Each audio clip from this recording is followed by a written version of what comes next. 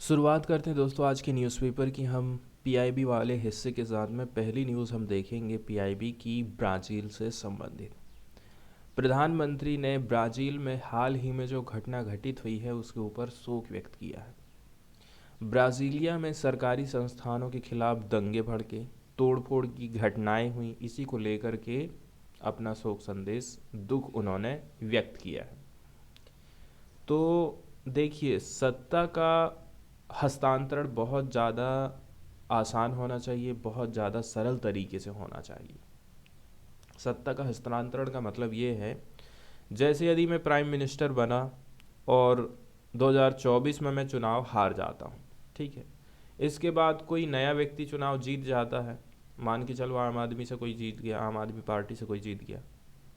तो अब ऐसा नहीं है कि मैं हार गया हूँ तो जो जो व्यक्ति जीता है उसके ऊपर आरोप लगाना चालू कर दूं कि नहीं, तुमने मशीनों में गड़बड़ी की है इसलिए तुम जीत गए हो। मैं अभी जो है जांच करवाऊंगा, तब जा कर के पता चलेगा कि सही रूप से कौन जीता है। तो यदि आप हार गए हैं तो इस प्रकार की यदि आप हरकत करते हैं, मतलब कुल मिलाकर आप सत्ता को हस्तांतरण नहीं करना चाहते। दूसरी बात यह है, आप अपने समर्थकों के माध्यम से क्या है, विरोध प्रदर्शन करवा रहे हैं, हिंसा करवा रहे हैं, तो ये गलत बात है। इसका मतलब ये है आप सत्ता को छोड़ना नहीं चाहते हैं। तो कई प्रकार की ऐसी घटनाएं हम देखे हैं विश्व भर में, और ज़्यादातर ऐसा होता भी रहता है, ये कोई बहुत बड़ी नई बात नहीं है। तो ब्राज़ील में चुनावी हार से बोल्सोनारो के जो समर्थक हैं वो भड़क उठे थे। सुप्रीम कोर्ट और संसद पर उन्होंने धावा बोला था और पूरे देश में हिंसा का वातावरण हमको देख रहा था। तो ब्राज़ील के पूर्व राष्ट्रपति जायर बोल्सोनारो के समर्थकों ने अपनी चुनावी हार को मानने से इनकार कर दिया है। बोल्सोनारो के समर्थकों ने ब्राज़ील के सुप्रीम कोर्ट, संसद और राष्ट्रपति भवन पर तक धावा बोल दिया था। समर्थक देश के नवनिर्वाचित राष्ट्रपति हैं लुइज इनासियो लूला डी सिल्वा, ये नाम आपने बहुत सुना होगा। मीडिया के हिसाब से यदि देखें तो बोल्सोनारो के समर्थकों ने देश की राजधानी ब्राजीलिया की बिल्डिंगों में भी तोड़फोड़ करी है। तो ये इस प्रकार की हम घटनाएं देख रहे हैं कि अब तक कम से भी कम 200 दंगाइयों को गिरफ्तार किया जा चुका है। सुरक्षा बलों और प्रदर्शनकारियों को खदेड़ दिया गया है। संसद और सुप्रीम कोर्ट और राष्ट्रपति भवन के आसपास की जो स्थिति अभी कंट्रोल में मानी जा रही है। तो ये थोड़ी सी घटना थी जिसको हम देख लिए हैं कि कौन से देश में कौन सी घटनाएं घटित हो रही हैं। इसके बाद पहली न्यूज़ हम देखने वाले हैं तमिलनाडु से। तमिलनाडु के गवर्नर ने वॉकआउट कर दिया है हाउस से, क्योंकि सीएम ने विरोध कर दिया था डेविएशन फ्रॉम स्पीच से। ठीक है, स्पीच से क्या कर दिया था उसने, थोड़ा सा चेंजेस कर दिया था। वो उनको जो भाषण देना था, भाषण में जो सब्जेक्ट था उस सब्जेक्ट में थोड़े से चेंजेस किए गए थे, और ये बात राज्यपाल को पसंद नहीं आई, इसलिए वो वहाँ से निकल लिए। तो स्टॉलिन ने, जो कि वहाँ के मुख्यमंत्री हैं, एक रिजोल्यूशन लेके आया था, to retain record only approved version. ठीक है, वो रिजोल्यूशन लेकर के आए थे कि रिकॉर्डिंग में केवल अप्रूव्ड वाला वर्जन ही होना चाहिए, जो कि एड्रेस करेगा governor who had left out portion of the text. अब लेकिन आप देखोगे टेक्स्ट के कुछ पोर्शन को इस भाषण में से हटा दिए गए हैं। इसमें इंक्लूड था द्रविडियन मॉडल ऑफ गवर्नेंस। तो एक अनप्रेसिडेंट फेस ऑफ हमको देखने को मिला था। अनप्रेसिडेंट मतलब होता है अभूतपूर्व, फेस ऑफ मतलब विरोध, गवर्नर आर एन रवि के बीच में। ऑन मंडे क्या हुआ, ये अब्रप्टली मतलब होता है अचानक वॉकआउट कर गए थे तमिलनाडु की असेंबली से, क्योंकि जो chief minister M K Stalin हैं, इन्होंने डिसअप्रूव कर दिया था his selective deviation from the approved text. तो एम के स्टालिन ने डिसअप्रूव कर दिया था उनके जो सिलेक्टिव डेविएशन थे अपने approved text of governor's address to house, and moved a resolution to take on record only the transcript distributed to the members। तो मेन मुद्दा ऐसा था कि देखिए, M.K. स्टालिन चाहते थे कि उनके भाषण में उनकी भाषण की केवल उन बातों को रिकॉर्ड में रखा जाएगा जो जो जो कि उनकी तरफ से दी गई थी। इसके अलावा राज्यपाल ने जो बातें जोड़ी थी उनको रिकॉर्ड से हम बाहर कर देंगे। मुख्यमंत्री ने स्पीकर के सामने इस प्रस्ताव को रखा था। राज्यपाल इस बात से इतना नाराज हुए कि वो बीच में ही सदन से चले गए और उनके जाने के बाद राष्ट्रगान बजाया गया। इस अभिभाषण को राज्य सरकार ने तैयार किया था और स्पीकर ने इसका अनुवाद किया। सरकार की तरफ से लिखे गए भाषण में सेक्युलरिज्म, तमिलनाडु को शांति का घर बनाया जाना, पेरियार, B.R. अम्बेडकर, ठीक, इसके अलावा के रामराज, अन्नादुरई, करुणानिधि जैसे नेताओं के बारे में बातें शामिल थी। राज्यपाल ने इन बातों को छोड़ दिया। उन्होंने DMK द्वारा प्रमोट किए जाने वाले द्रविडियन मॉडल के बारे में भी बात नहीं किया था।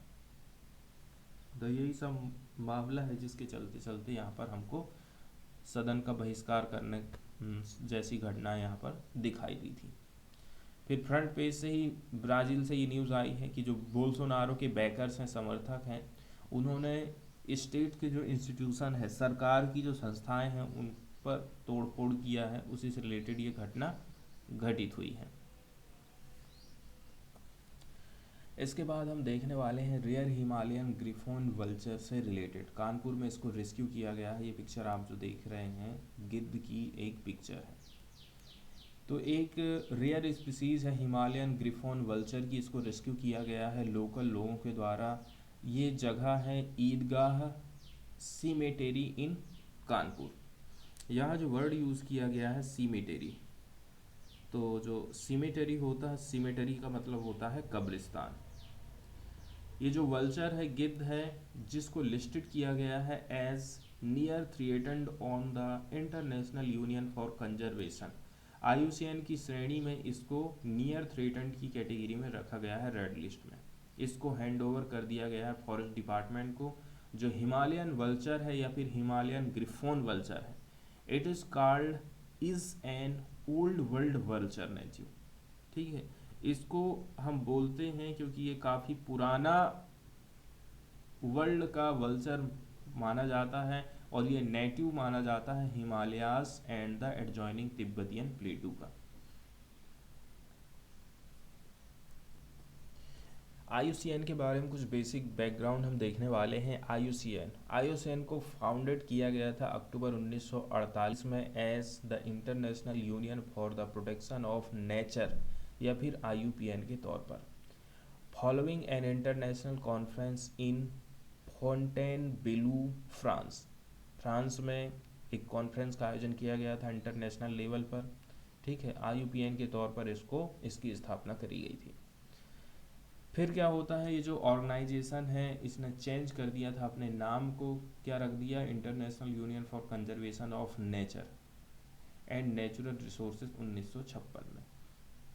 तो एक्रोनिम क्या हो गया? IUCN बन गया या फिर UICN with its headquarter in gland Switzerland. इसका हेडक्वार्टर कहाँ पर है? स्विट्जरलैंड में, ग्लांड में। विज़न की यदि हम बात करें तो इसका विज़न रखा गया just world that values and conserve nature. ऐसा वर्ल्ड की स्थापना करना जो कि वैल्यू और नेचर को कंजर्व करने का काम करता है। इसके मिशन के बारे में बताया जाता है कि क्या क्या इसका मिशन है। वहीं यदि हम प्रायोरिटी एरियाज़ की बात करें तो biodiversity, climate change, sustainable energy, human wellbeing, green economy के ऊपर ये काम करता है। IUCN रेड डाटा बुक की यदि हम बात करें तो जो थ्रेटन्ड स्पीसीज़ हैं, ऐसी स्पीसीज़ हैं जो कि वल्नरेबल हैं, मतलब सबसे ज़्यादा खतरे की घंटी है इनके ऊपर, ये एक्सटिंक्शन हो सकते हैं आने वाले फ्यूचर में। तो जो International union for Conservation of Nature है वो ट्रीट करता है थ्रेटन्ड स्पीसीज़ को not as a single category. इसको हमने खाली एक सिंगल कैटेगरी नहीं बना दिए हैं, लेकिन as a group of 3 category में हमने इसको बांट दिए हैं, वल्नरेबल, इंडेंजर्ड और क्रिटिकली इंडेंजर्ड। इसके अलावा depending on the degree to which they are threatened.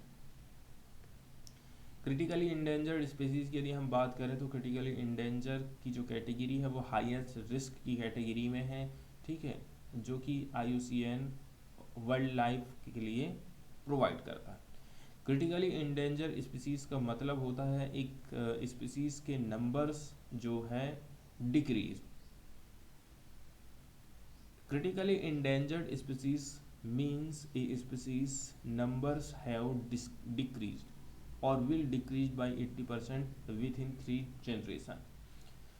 ये कैटेगरी कह रही है कि ऐसे जो जीव जंतुएं हैं उनकी संख्या बहुत कम हो गई है या फिर ये बहुत कम हो जाएंगे, लगभग 80% गिरावट आ जाएगी आने वाले 3 जनरेशन में। It is therefore considered to be facing an extremely high risk of extinction in the world. इसीलिए ये जो जीव जंतु हैं वो एकदम एक्सट्रीमली हाई रिस्क को फेस कर रहे हैं और ये एक्सटिंक्ट हो जाएंगे हमारे विश्व से। फिर आ जाती है इंडेंजर्ड स्पीसीज की कैटेगरी। इंडेंजर्ड स्पीसीज ऐसी पॉपुलेशन है which is at risk of becoming extinct. इसको खतरा है कि ये एक्सटिंक्ट हो सकता है, ठीक है। वो कुछ नंबर हो सकते हैं या फिर ये क्या रीज़न हो सकता है, इन्वायरमेंट में चेंज आ रहा है या फिर उनका जो प्रीडेशन पैरामीटर है वो चेंज हो गया है, खान पान चेंज हो गया है या फिर उनको शिकार नहीं मिल रहा है। ऐसे भी कुछ रीज़न हो सकते हैं जिसके चलते चलते अब इनकी संख्या कम हो सकती है। इसका ये भी मतलब हो गया है कि जो डिफॉरेस्टेशन है, पेड़ पौधे जो काटे जा रहे हैं उनका जो प्राकृतिक आवास खत्म किया जा रहा है, इसी के चलते चलते लैक ऑफ फूड और वाटर होने के चलते चलते ये इनकी संख्या कम हो सकती है। फिर आ जाता है वल्नरेबल स्पीसीज की कैटेगरी।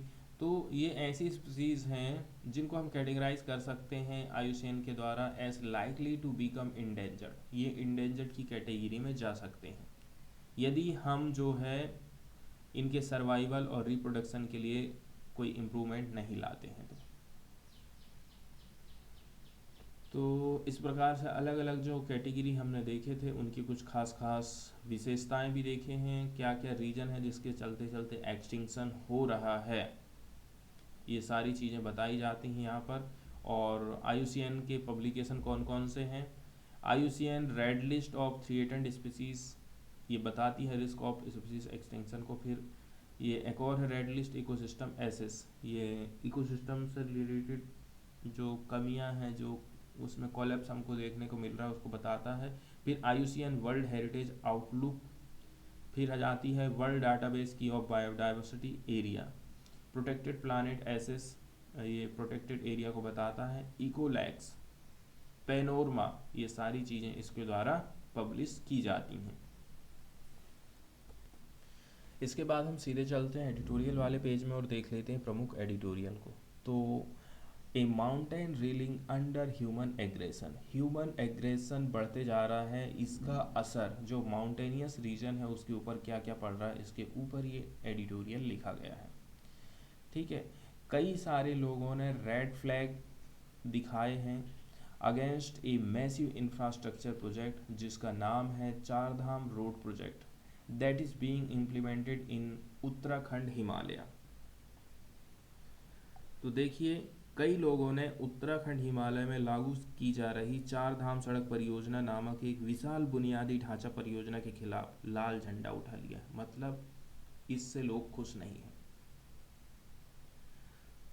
तो ये वास्तव में एक अवैज्ञानिक सड़क निर्माण परियोजना के रूप में सामने आ रही है जिसके पर्वतीय पारिस्थितिकी के लिए विनाशकारी परिणाम होने वाले हैं। मतलब ये जो वास्तव में चीज़ है ना टर्न आउट हो रही है अनसाइंटिफिक रोड कंस्ट्रक्शन प्रोजेक्ट के रूप में जिसके बहुत ही ज़्यादा इस माउंटेन इकोलॉजी में बुरे परिणाम हमको सामने देखने को मिलेंगे। जो आर्म्ड फोर्सेस हैं इसके अलावा ऑथोरिटीज़ हैं in their enthusiasm to have a smoother and faster all weather connectivity. हम ऐसा क्यों बना रहे हैं इसको, ताकि जो सब मौसम में चाहे बारिश हो चाहे ठंड हो सभी मौसम में कनेक्टिविटी को स्मूथ और हम फास्ट कर सकें। इसके अलावा जो टूरिस्ट लोग आते हैं, ठीक है, इनको भी हम जो है आसानी से कनेक्टिविटी प्रोवाइड करें, उनका जो टाइम है उसको हम कम करें, इसीलिए हम ऐसा कदम उठा रहे हैं। यदि हम बात कर लें अगले दशक की, ठीक है। नेक्स्ट डिकेड की बात कर लें तो जो गवर्नमेंट है उसने प्रपोज किया है कि हम बिल्ड करेंगे 66 टनल, कहाँ पर, उत्तराखंड हिमालय में। इसके अलावा 18 जो टनल है ऑलरेडी ऑपरेशन में अभी हैं।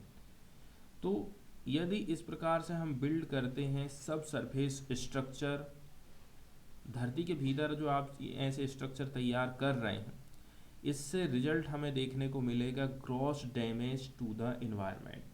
पूरा का पूरा एनवायरनमेंट हमारा डैमेज हो जाएगा। With no sunlight and limited dispersion in such long distance tunnel. आपको पता है ये जो लंबी लंबी डिस्टेंस वाली टनल है, सुरंग है, यहाँ पर सूरज का प्रकाश तक नहीं पहुंच पाता है। इसके अलावा यहाँ एक वर्ड यूज किया गया है डिस्पर्सन। तो डिस्पर्सन का मतलब होता है फैलाव। द रेल ट्रैफिक में रिलाई ऑन इलेक्ट्रिक लोकोमेशन। जो रेल का ट्रैफिक है किसके ऊपर रिलाई करता है? रिलाई का मतलब होता है निर्भर करना, इलेक्ट्रिक लोकोमोशन के ऊपर वो निर्भर करता है। लेकिन यदि हम कॉन्स्टेंटली तरीके से जनरेटेड वाइब्रेशन की बात कर लें during the train movement will keep the mountain slope eternally unstable. Rail आप चलाए जा रहे हैं, चलाए जा रहे हैं, चलाए जा रहे हैं, तो इससे क्या होगा, जो पहाड़ी है धीरे धीरे करके हिलने लगेगी, हिलने लगेगी, और फिर इसको वल्नरेबल बना देगी, एकदम कमजोर बना देगी, to slide at the slightest trigger. और हल्का सा भी कुछ गड़बड़ हुआ फिर समझ लीजिए कि ये ढह जाना है। इसके अलावा हम बात कर लें construction of highways and railway tracks की। आज के टाइम में एक प्राइम हमारा काज बन गया है फॉर लैंडस्लाइड का। लैंडस्लाइड का प्राइम रीजन कौन सा हो गया है? रेलवे ट्रैक बनाए जा रहे हैं, हाईवे बनाए जा रहे हैं, इसी के चलते चलते लैंडस्लाइड हमको देखने को मिलता है। और लगभग पिछले सालों में हम देखें तो ये घटनाएं डबल हो गई हैं। इसी के चलते चलते हम देख रहे हैं हमारी जो एंथ्रोपोजेनिक एक्टिविटीज़ हैं, मानव जनित जो एक्टिविटीज़ हैं वो बढ़ गई हैं, जैसे कि रोड का निर्माण करना, have made the hill slope extremely unstable. जो हिल वाला एरिया है उसका स्लोप है, ढाल है, वो अब अस्थिर हो गई है। That is why the recurring landslide have gone up in the number of in the Himalaya. इसलिए हम कह रहे हैं कि ये जो लैंडस्लाइड की घटनाएं हैं बढ़ती ही जा रही हैं, बढ़ते हुए क्रम में हमको दिखाई दे रही हैं। यहाँ एक वर्ड यूज़ किया गया है नेक्स्ट वाले पैराग्राफ में, इरिवर्सिबल। इरिवर्सिबल का मतलब होता है ऐसी घटना जो कि फिर से अब वापस नहीं आने वाली, उसको हम बोलते हैं irreversible. Irreversible impact on ground water like descending water level has been observe in the areas of tunnel construction. जहाँ टनल का काम किया जा रहा है वहाँ पर हम देख रहे हैं जो वाटर का लेवल है वो भी कम होते जा रहा है। इसके साथ साथ में इराटिक का मतलब होता है अनियमित तौर से रेनफॉल होना। इसके अलावा इकोलॉजी का डिग्रेशन होना, ये सारी चीज़ें एसोसिएटेड हो गई हैं लैंड यूज चेंज के ऊपर। हमने लैंड यूज़ को चेंज कर दिया है, इंफ्रास्ट्रक्चर डेवलपमेंट किया है, ये ऑलरेडी से इम्पैक्ट कर रहे हैं माउंटेन के एक्वीफायर सिस्टम को। यहाँ पर वर्ड यूज़ किया गया है एक्वीफर। एक्वीफर मतलब होता है जल से रिलेटेड। तो और ये जो ग्राउंड वाटर यूज़ है हिमालयन स्टेट में, ये भी अलग अलग हो गया है from the plain in the plain. Plain वाले रीजन का वाटर यूज़ अलग है और हिमालयन रीजन स्टेट का वाटर यूज़ अलग तरीके से हो रहा है। As large and contiguous aquifer do not exist in the hill, क्योंकि बड़े बड़े जो जल के स्रोत है ना अब हमें हिमालयन रीजन में देखने को नहीं मिल रहे हैं। अब फिर बात आ जाती है जोशीमठ को लेकर के, चमोली डिस्ट्रिक्ट में ये पड़ता है। इसको एक काफ़ी पवित्र जगह मानी जाती है। ये लोकेटेड है जिसकी हाइट है 6150 फीट। ये धीरे धीरे करके सिंक कर रहा है, मतलब अब जो है तेज़ी के साथ में सिंक करने लगा है due to human induced cost. इसका रीज़न क्या है? Human induced cost. Induced word use किया गया है यहाँ पर, ये है ह्यूमन इंड्यूस्ड कास्ट। इसका मतलब ये हो गया कि मानव प्रेरित रीजन है जिसके चलते चलते ये सारी घटनाएं घटित हो रही हैं। It has been recorded that Tapovan Vishnugad hydro project tunnel, अब आप सुरंग बना रहे हैं यहीं पर, जो कि गुजरती है जस्ट बिलो जोशीमठ। अब ये इसके जस्ट नीचे से आपने गुजार दिए हैं एक तो टनल को, बिलो का मतलब होता है नीचे। इसी के चलते चलते जो ओल्ड ग्लेशियल डिपॉजिट है could be an contributing factor to this phenomenon. क्या होगा, यहाँ पर चीज़ें डिपॉजिट होते जाएंगे। During the construction of the tunnel a boring machine had perforated, perforated का मतलब क्या होता है, ये है perforated, a water bearing stratum on left bank of the Alaknanda river near Selong village, leading to discharge 60 से 70 million litre per day, according to a report published in Current Science 2010। आपने क्या काम कर दिया है, बोरिंग मशीन लगा दी है, daily के डेली ये पानी निकालते जा रही है अलकनंदा रिवर के किनारे से। ये गांव है सेलोंग विलेज। अब इससे क्या होगा, पानी की कमी तो जाना ही है, क्योंकि आपको कंस्ट्रक्शन के काम के लिए पानी की ज़रूरत है। अब आगे बताया जा रहा है कि यहाँ पर क्या होगा, gradual depletion of pore pressure हम डाल रहे हैं with sediment leading to aquifer compression on settling of the ground. बताया जा रहा है कि यदि हम इस प्रकार के काम कर रहे हैं तो तलछट के भीतर जो दबाव है उसमें धीरे धीरे कमी आने लगती है, जिससे संघनन और ज़मीन में क्या होता है, उसका जमाव होने लगता। अब आप खोद खोद के पानी अकेला नहीं निकाल रहे हैं, उसके साथ साथ में आप सेडिमेंट भी निकालते जा रहे हैं। अब वो जगह खाली हो गई, उसको जगह को भरने के लिए दूसरी जगह आ गई, प्रेशर बना तो वो एरिया धंस गया। इस प्रकार की घटनाएं हमको दिखाई दे रही हैं। जो हिमालयन टेरेन है, हिमालय वाला जो क्षेत्र है, वो डिमांड करता है कि सस्टेनेबल टूरिज्म होना चाहिए, मास टूरिज्म को ये मना करता है। तो ये जो डेली एवरेज फुटफॉल है लास्ट ईयर, चार धाम रूट भी यदि इसको हम इंक्लूड कर दें तो लगभग 58,000 लोग यहाँ पर टूरिज्म के हिसाब से आए थे। ग्राउंड रिपोर्ट हमें ये कह रही हैं कि जो प्लास्टिक वेस्टेज है इसकी डंपिंग की जा रही है पिट्स में, ठीक है। इसके अलावा यदि हम बात कर लें cleaning operation, resorting to open burning are highly hazardous.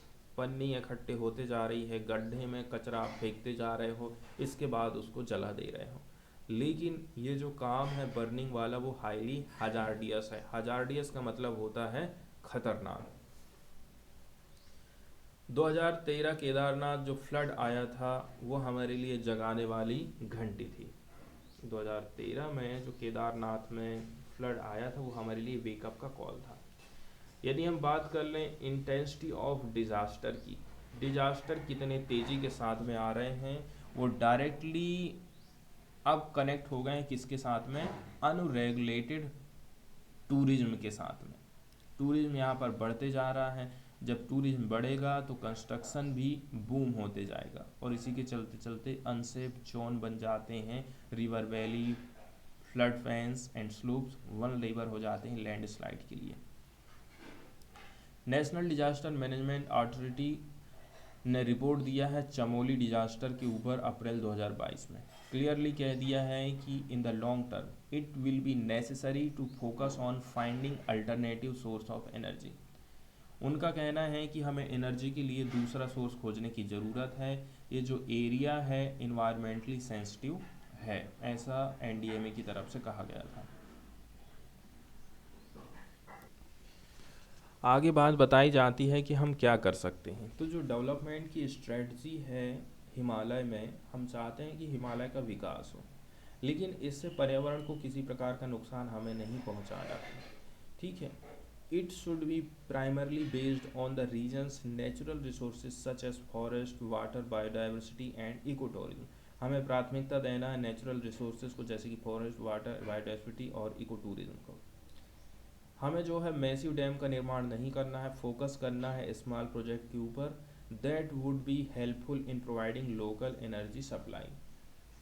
खाली लोकल लोगों की ज़रूरत के हिसाब से ही आप बिजली की सप्लाई के लिए परियोजनाएं बनाइए ना, पूरे भारत देश को बांटने के लिए आप यहाँ पर प्रोजेक्ट क्यों बना रहे हैं बड़े बड़े। ज़्यादातर जो फार्मर्स हैं वो अपनी ट्रेडिशनल प्रैक्टिस को छोड़ रहे हैं। Only less than 20% of the agriculture land in the Himalayan district Uttarakhand is now being farm. मात्र 20% हिस्सा ही ऐसा बचा है जहाँ पर आप खेती कर सकते हैं, और बाकी का जो हिस्सा है वो फॉलो लैंड के रूप में अब काम करने लगा है, परती भूमि बन गया है। तो हमें आखिर क्या कर सकते हैं, इसका क्या उपाय हो सकता है। जो ट्रेडिशनली चीज़ चले आ रही थी हमें उसके ऊपर ज़्यादा फोकस करने की ज़रूरत है।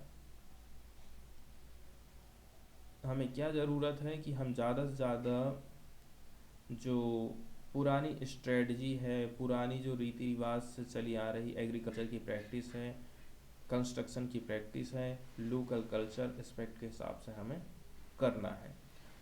तो हम देख रहे हैं पास्ट एक्सपीरियंस हम बहुत ज़्यादा फेस किए हैं।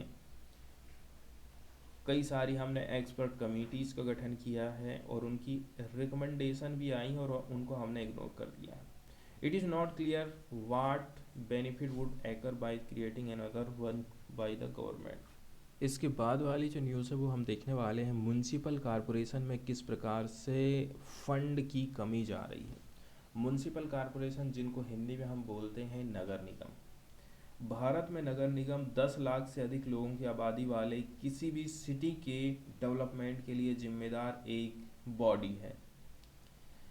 महानगर पालिका, नगर पालिका, नगर निगम, सिटी कॉरपोरेशन, इसके कुछ अन्य नाम भी हैं।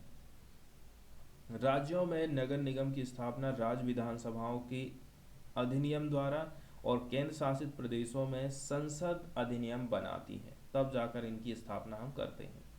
नगर पालिका अपने कार्यों के संचालन के लिए संपत्ति कर राजस्व पर सबसे ज़्यादा निर्भर है। आप देखेंगे कोई भी नगर निगम सबसे ज़्यादा उसकी पैसे की कमाई होती है टैक्स के माध्यम से, टैक्स के माध्यम से ही उसकी मेन कमाई होती है। भारत में पहला नगर निगम 1688 में मद्रास में स्थापित किया गया था और उसके बाद 1726 में बॉम्बे और कलकत्ता में नगर निगम स्थापित करे गए। नगर निगम निर्माण की आवश्यकता आखिर क्यों है। भारत के शहरों में हम देख रहे हैं आबादी बढ़ते जा रही है, शहरीकरण बढ़ते जा रहा है। स्वास्थ्य देखभाल, शिक्षा, आवास, परिवहन जैसी सुविधाएं प्रोवाइड करने के लिए राज्य सरकार से संपत्ति कर निश्चित अनुदान एकत्रित करने में सक्षम एक बॉडी की जरूरत हमको पड़ती ही है। संवैधानिक प्रावधान की यदि हम बात कर लें तो संविधान में राज्य के नीति निर्देशक सिद्धांतों में आर्टिकल 40 को शामिल करने के अलावा राज्य के नीति निर्देशक सिद्धांत क्या बोलते हैं, राज्य को दिशा निर्देश जारी करते हैं कि आपको इस दिशा में काम करना चाहिए। आर्टिकल 40 को शामिल करने की बात करी जाती है। इसके अलावा स्थानीय स्वशासन की स्थापना के लिए कोई विशिष्ट प्रावधान हमारे संविधान में नहीं किया गया है। 74वें नंबर का संविधान संशोधन अधिनियम पास किया गया था 1992, ठीक है, और यहाँ पर भाग शामिल हुआ था 9 का ए, जो नगर पालिकाओं और नगर पालिकाओं के प्रशासन से संबंधित है। आर्टिकल 243 पी, 243 जेड जी इसमें शामिल किए गए हैं। इसमें एक नई 12वीं अनुसूची भी जोड़ी गई है। 12वीं अनुसूची में 18 मद शामिल किए गए हैं।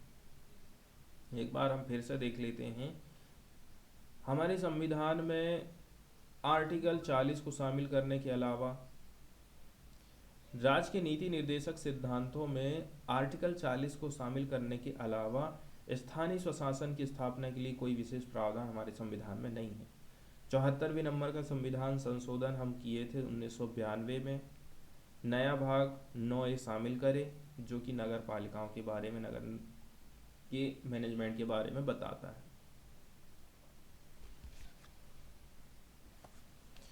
इसके बाद वाला एडिटोरियल हम देखने वाले हैं एज को डिटरमाइन करने में कौन कौन सी समस्याएं जाती हैं न्यायालय के सामने जब ये केस आता है। मान के चल लीजिए कोई रेप से पीड़ित लड़की है, उसको रेप करने वाला व्यक्ति कहता है कि जब मैं रेप किया था उस समय मैं कैसा था, मैं मेरी जो मुझे ऐसे ट्रीट किया जाए जैसे कि जो किशोर लोग होते हैं ना, किशोर लोगों को जैसे हम ट्रीट नहीं करते हैं कि मैं बाल्यावस्था में था उस टाइम में, तो मुझे उसी हिसाब से सज़ा मिलेगी।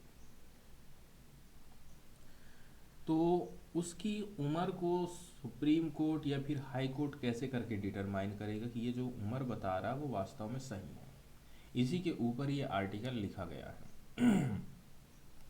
तो नवंबर 2022 में 4 साल के बाद में एक गैंगरेप की गई जो लड़की थी और उसकी फिर बाद में मर्डर कर दी गई थी, उसकी उम्र थी 8 साल। घटना है ये कठुआ की।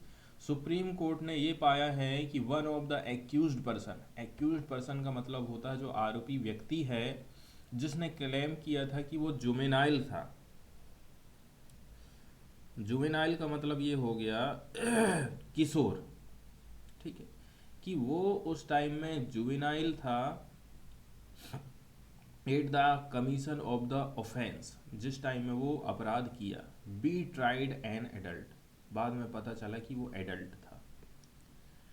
अब हम बात करते हैं कॉन्ट्रडिक्शन डॉक्यूमेंट। कई प्रकार के डॉक्यूमेंट से जांच पड़ताल करी गई थी उसकी उम्र की। एक तो उसने जो म्युनिसिपल कॉरपोरेशन वाला डॉक्यूमेंट प्रस्तुत किया था, दूसरा उसका स्कूल का देखा गया, तीसरा उसके हॉस्पिटल का डॉक्यूमेंट देखा गया, तब जाकर के पता चला कि वास्तव में इसकी उम्र क्या थी। इसके साथ साथ में कुछ वैज्ञानिक तरीके भी अपनाए गए, कुछ नई नई टेक्नोलॉजी का भी इस्तेमाल किया गया था जो कि हमारे एग्जाम के पॉइंट ऑफ व्यू से पूछी जा सकती हैं। तो जो क्लेम की जा रही थी डेट ऑफ बर्थ को लेकर के, उससे ये पता चला है कि ये जो एक्यूज्ड है लगभग 15 साल का रहा होगा और 2 महीने का, at the time of commission of the offence. इसको पब्लिश किया गया था सर्टिफिकेट, जो कि इशू किया गया था लोकल म्यूनिसिपल कमेटी के द्वारा। अब अब ये क्या है, स्कैनर में आ गया। जब इसकी स्कैनिंग की गई थी तो इस प्रकार से इसका जो बर्थ है नहीं हुआ है on the date in hospital. Hospital में भी जब उसकी जांच पड़ताल की जाती है तो पता चलता है कि उस तारीख को ऐसा उसका कोई जन्म ही नहीं हुआ, जैसा कि दावेदार के पिता ने बताया था। तो इसके अलावा माध्यमिक स्कूल के रजिस्टर में जन्म तारीख भी दिखाई गई, जो दावा की गई तारीख से 8 महीना अलग थी। इसलिए जम्मू और कश्मीर किशोर न्याय, बच्चों की देखभाल और संरक्षण नियम 2014, Jammu and Kashmir juvenile justice care and protection rule 2014 क्या कहता है कि ये जो एज है ये डिटरमाइंड की जाएगी on the school and municipality documents. The court held, court ने क्या कहा, ये जो कॉन्ट्राडिक्टरी डॉक्यूमेंट हैं in this case did not inspire confidence regarding the minority status of the delinquent. यहाँ एक और वर्ड देखने को हम मिल रहा है, डिलिंक्विट। डिलिंक्विट का मतलब होता है अपराधी। दो दो जो डॉक्यूमेंट हमें मिले हैं और दोनों उल्टे सीधे मिले, इसका मतलब ये है हम इसको जो है निर्दोष बोल ही नहीं सकते हैं, ऐसा उनका कहना है। तो जो कोर्ट है वो किसके ऊपर रिलाय करता है, भरोसा करता है, medical opinion of A team, जिसमें 5 डॉक्टर रहते हैं। लड़के का फिजिकल, डेंटल और रेडियोलॉजिकल एग्जामिनेशन किया जाता है। इसी से लगभग उसकी जो अप्रॉक्सीमेट एज है ना वो पता चली थी 19 साल। 19 साल वो ख़त्म कर दिया है। कोर्ट ने ये भी कहा कि कुछ बेटर टेक्निक है जैसे कि विजडम टीथ टेक्निक, इसके अलावा एपिजेनेटिक क्लॉक टेक्निक है जो कि मेजरमेंट करती है डीएनए मिथाइलेशन को कि उसमें डीएनए मेथाइलेशन का लेवल कितना है। इसके अलावा has a low margin of error, यहाँ पर हमें ज़्यादा एरर देखने को नहीं मिलती। ये टेक्निक जितनी भी है ना इन्हें हमें ध्यान में रखना है। एज को डिटरमाइन करने वाली ये टेक्निक है wisdom teeth technique, epigenetic clock technique जो कि डीएनए मेथाइलेशन के लेवल को बताती है, और यहाँ पर किसी प्रकार की एरर हमको उतनी ज़्यादा देखने को नहीं मिलती है। आगे फिर बताया जा रहा है, अब ये जो चूँकि मेडिकल एक्सपर्ट का जो एस्टिमेशन रहा था एज का, वो केवल एक ओपिनियन है and not a statutory substitute.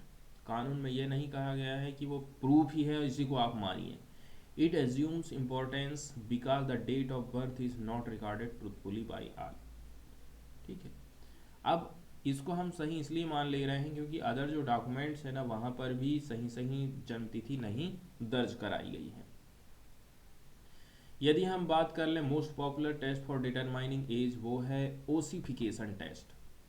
सबसे पॉपुलर जो टेस्ट है एज को डिटरमाइन करने वाला, वो है कौन सा? ओसिफिकेशन टेस्ट, जिसको हम कहते हैं the most popular test, ossification test. The extent of ossification, extent का मतलब होता है सीमा, और ओसिफिकेशन, ओसिफिकेशन की हम थोड़ी सी डेफिनेशन भी देखेंगे और समझने की कोशिश करेंगे कि ये आखिर होता कैसा है। तो इसके अंतर्गत देखिए, यूनियन ऑफ एपिफाइपस इन बोन्स, हमारी हड्डी में जो एपिफाइपस है, पार्टिकुलरली लॉन्ग बोन्स जैसे कि रेडियस एंड उल्ना